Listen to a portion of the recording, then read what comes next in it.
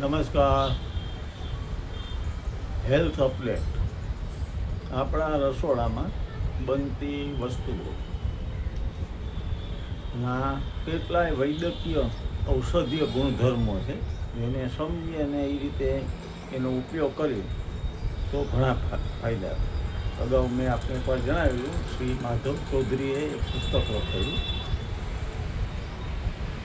અદ્ભુત પુસ્તક છે. આપણા ઘરમાં જેટલા મરી મસાલા, જેટલા શાકભાજી, ફળફળાદી, અનાજ, કઠોળ, એના વિશે અમને લખેલું છે. અને નવનીત પ્રકાશનનું પુસ્તક છે માધવ ચૌધરીનું, કે જે કાંઈ આપણે લઈ છીએ એના ઔષધીય ગુણો ક્યાં છે અને કયા સમયે ક્યાં લેવાય, કઈ પ્રકૃતિવાળાએ કયું લેવું. સુંદર મજાનું પુસ્તક છે. આ હેલ્થ અપડેટની ટૂંકી નોંધ છે. સંદેશ વર્તમાન પત્રમાં તમે જોતા હશો તો હેલ્થ અપડેટ આવે. એમાં અમુક એવી વસ્તુ હોય કે જે આપણા માટે બહુ કામની હોય, નાનકડી પણ કામની, જે આપણા ઘરમાં દરરોજ બને છે. આ હેલ્થ અપડેટ કહે છે કે ઘરમાં રંધાતી વિવિધ દાળ, વિવિધ પ્રકારની દાળ આપણે ખાવી છે. તુવેરની દાળ, મસૂરની દાળ, મગની દાળ, એવી દાળો આપણા ઘરે બનતી હોય છે. તો એ ઔષધિનું કામ કરે છે. કઈ દાળમાં કયા ઔષધીય તત્વો છે એની આપણે ટૂંકી ઝલક મેળવીએ તો દરેક ઘરમાં અલગ અલગ પ્રકારની દાળ બનતી હોય છે. અમુકના ઘરમાં દરરોજ દાળ બનતી હોય છે, અમુકમાં 2 દિવસે 3 દિવસે. હવે આના આપણે ફાયદા જોઈએ તો આપણી માતાઓ બહેનોને પણ આનો ખ્યાલ આવે અને આપણે પણ એનાથી જાગૃત બનીએ. અને તો આપણે ખાવાનો ટેસ્ટ, સ્વાદ પણ બદલાય એ રીતે કે ભાઈ આ ઔષધીય ગુણો પણ છે. પેલી છે મગની દાળ. અમે મગ વિશે તો આપ જાણો છો, કહેવાય છે મગ લાવે પગ. મગની દાળ, મગ અને મગની દાળનો ઉપયોગ સૌથી વધુ થતો હોય છે. મગ અને મગની દાળ એવા લોકો માટે લાભકારી છે જેમને, ખાસ સાંભળજો, કે જેમને બેડ કોલેસ્ટ્રોલની સમસ્યા હોય. બેડ કોલેસ્ટ્રોલ હોય. મગની દાળમાં ઘુલનશીલ ફાઈબર અને એન્ટીઓક્સિડન્ટ હોય છે, જે બેડ કોલેસ્ટ્રોલને ઓછું કરવામાં મદદ કરે છે. ચણાની દાળ,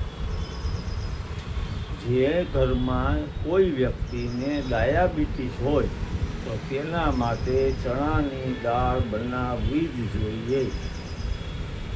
ચણાની દાળમાં ગ્લાયસમિક ઇન્ડેક્સ ધરાવે. ચણાની દાળ એ ગ્લાયસમિક ઇન્ડેક્સ ધરાવે છે. બ્લડ શુગર હાઈ રહેતું હોય તો તેમને ચણાની દાળ ઉત્તમ વિકલ્પ બની શકે છે. હિમોગ્લોબિન ઓછું કરે. જો શરીરમાં આયરનની ઉણપ હોય, એટલે કે હિમોગ્લોબિન ઓછું હોય, તો મસૂરની દાળ ખાવી.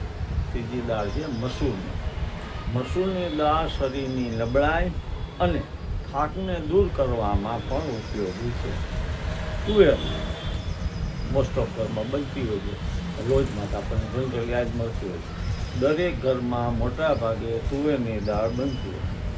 તુવેરની દાળ ઉપયોગ સૌથી વધુ થાય છે. તુવેરની દાળમાં પોટેશિયમ અને મેગ્નેશિયમ ભરપૂર હોય છે. પોટેશિયમ ને મેગ્નેશિયમ, આ બંને પોષક તત્વો નસોને આરામ દેવામાં અને બ્લડ પ્રેશરને કંટ્રોલ કરવામાં મદદ કરી શકે છે. મગની પીળી દાળ, આપ જાણો છો કે 2 ટાઈપની મગની દાળ આવે. મગની પીળી દાળ પાચનની તકલીફ રહેતી હોય તેવા લોકો માટે ઉત્તમ વિકલ્પ છે. પાચન તંત્ર નબળું હોય તો, વ્યક્તિને પાચન તંત્ર નબળું હોય તો શું થાય? વારંવાર ગેસ થાય, બ્લોટિંગ થાય, એસિડિટી થાય, આવી સમસ્યાઓ રહેતી હોય તો પીળા મગની દાળ ખાવી જોઈએ. કારણ કે આ દાળ સરળતાથી ડાયજેસ્ટ થઈ જાય છે, પચી જાય, એનામાં ડાયજેસ્ટિવ ગુણ છે. તો આપણા ઘરની બધી ઔષધિઓ છે એને આપણે ઔષધીય રીતે સમજી ઉપયોગ તો આપણે કરીએ છીએ, પણ જો આપણને આ ખ્યાલ હોય તો આપણે એનો વિશિષ્ટ રીતે ઉપયોગ કરીશું. જાણીશું બીજા ફળો વિશે, શાકભાજી વિશે, તો બીજા આંખમાં. Have a good day, have a fine health. મળીશું ફરી પાછા નર્ચર વિથ નેચર ચેનલમાં. પ્રણામ, જય હિન્દ.